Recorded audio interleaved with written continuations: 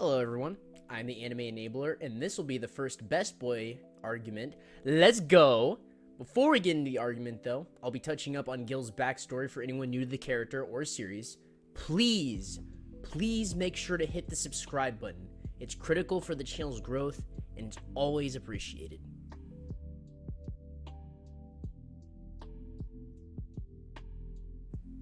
The Gilgameshes we see in Fate are all derived from the poem The Epic of Gilgamesh. He's the main protagonist and king of the city Uruk. Gilgamesh was born to be the bridge between humanity and the gods. As such, he has both human and god biology.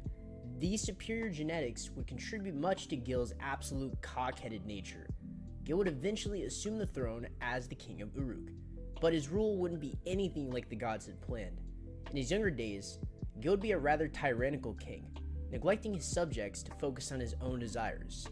He would begin to view himself as even greater than the gods themselves, neglecting his responsibilities as the bridge of humanity. The gods grew tired of Gil's negligence and sent the clay boy Enkidu to kill or reform him. The battle would end in a draw.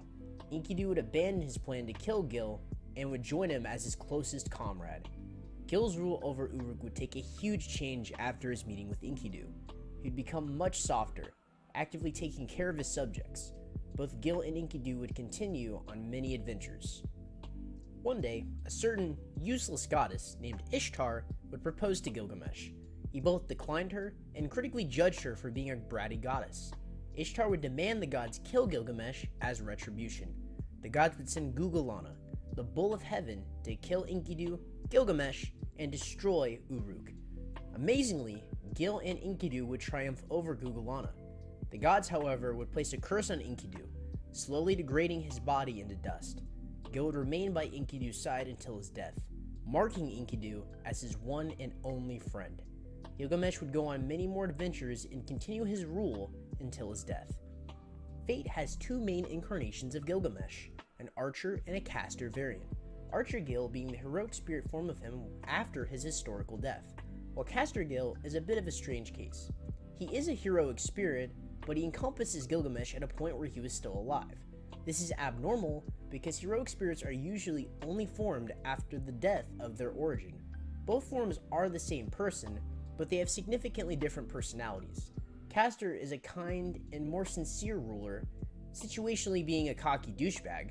He is Gilgamesh after all, but this incarnation is much more heroic. Archer Gilgamesh is a much more chaotic character, mainly encompassing Gil during his tyrannical rule over Mesopotamia.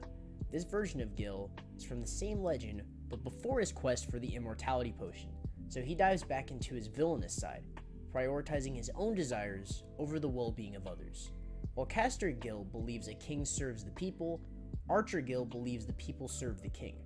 Archer does have a soft side for chivalrous and interesting people. Otherwise, he'll just be a worthless mongrel. Now that we know who he is, here's the argument for why you should be simping for Goldie. Contention 1. The ultimate sugar daddy. Gil's treasure vault contained every treasure in the world. Like, every single one. Saying he's rich is an understatement. His pockets are so deep he was able to bribe Ishtar into working for him for only a fourth of his total treasure cache. In addition to treasure, Gil also possesses every weapon ever constructed, the world's most delectable wines, and the one and only Ea, the Sword of Rupture, capable of erasing reality. If there's anyone you should date for their bank account, I would say Gil definitely qualifies. Contention 2. A powerful personality. My favorite aspect of Gilgamesh is his personality. He has unyielding confidence in himself, perceiving most people and even gods to be inferior to him.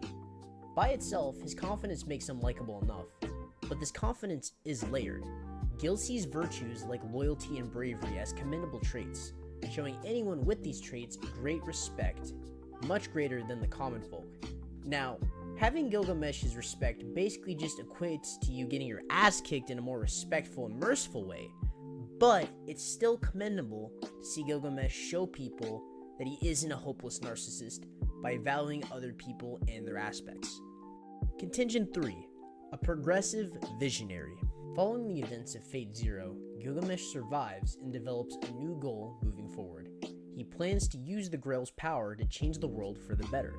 Compared to his age, society has grown stagnant. While his method for changing society may be a bit sociopathic, his end goal is to improve the world and lead it to prosperity. Thank you so much for making it to the end of the video.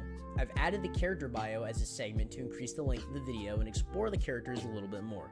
Please let me know if you enjoyed this segment in the comments below, and definitely tell me your opinions on Gilgamesh. If you haven't yet, please hit the subscribe button. It's very important, and as always, be blessed by your goddess.